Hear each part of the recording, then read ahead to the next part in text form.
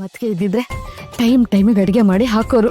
ನಮ್ಮ ಅಣ್ಣ ಹೇಳ್ದಂಗೆ ನಾನು 4 ಟೈಮ್ ಸರಿಯಾಗಿ ತಿಂದು ಉಂಡಾಡಿ ಗುಂಡಿನ ಥರ ಓಡಾಡ್ಕೊಂಡು ಈ ಮನೆಯೆಲ್ಲ ಆರಾಮಾಗಿದ್ದೆ.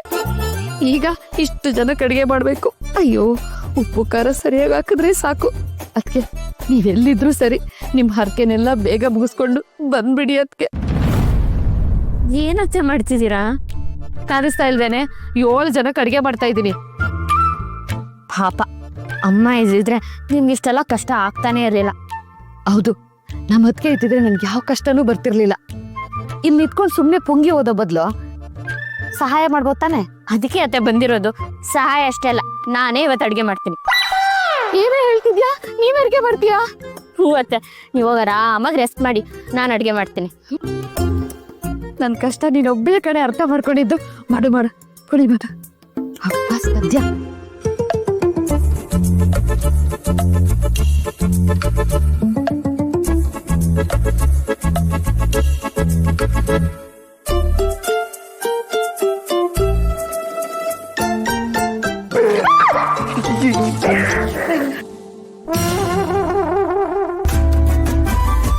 ಅಳಿ ಅಂದ್ರೆ ಅದು ಹೆದರ್ಸ್ತದ್ನಲ್ಲ, ಗಾಬರಿಯಾಗಿ ಇಟ್ಕೊಂಡ್ರು. ಹಿಡ್ಕೊಳ್ಳಿಲ್ಲ, ತಬ್ಕೊಂಡ್ಬಿಟ್ಲು. ಅಳಿ ಅಂದ್ರೆ ನಮ್ಮ ಯಜಮಾನ್ರು ಅಷ್ಟೇ. ಮದ್ವೆ ಆದ ಹೊಸರಲ್ಲಿ ಯಾರಿದ್ದಾರೆ ಅಂತ ನೋಡ್ತಿರ್ಲಿಲ್ಲ. ಎಲ್ಲದ್ರಲ್ಲಿ ಗಟ್ಟಿಯಾಗಿ ತಪ್ಕೊಂಡ್ ಬಿಡ್ತಿದ್ರು. ನಾನ್ ಮೊಬೈಲ್ ಬಿಟ್ಟು ಹೋಗಿದ್ದೆ, ತಗೊಂಡ್ ಹೋಗೋಣ ಅಂತ ಬಂದೆ. ನಾನ್ ಏನು ನೋಡ್ಲಿಲ್ಲಪ್ಪ, ನನ್ಗೇನು ಗೊತ್ತಿಲ್ಲ. ನೀವು ತಪ್ಕೊಳ್ಳಿ. ಒಳ್ಳೆ ಚೈಲ್ಡ್ ಆಡ್ದಂಗೆ ಆಡ್ತಾರೆ. ಹಸ್ಬೆಂಡು ಅವ್ರ ಸ್ವಭಾವನೇ ಹಂಗೆ, ಒಳ್ಳೆ ಎಳೆ ಮಗು ಥರ ಆಡ್ತಾರೆ. ನಾನೇನೋ ಎದುರಿಸ್ದೆ, ಹಂಗಂತ ನೀವು ತಪ್ಕೊಂಡೇ ಬಿಡೋದ?